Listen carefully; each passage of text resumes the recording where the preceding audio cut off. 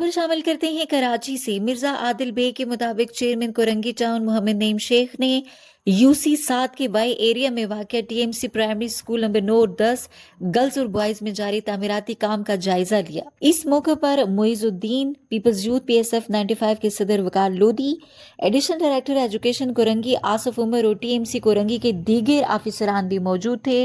मोहम्मद नईम शेख ने मौके पर अफसरान को हिदायत देते हुए कहा कि स्कूलों के तामीराती काम को जल्द से जल्द मुकम्मल किया जाए और इस बात को यकीनी बनाया जाए कि काम मयार और मुकर्ररा वक्त के मुताबिक हो।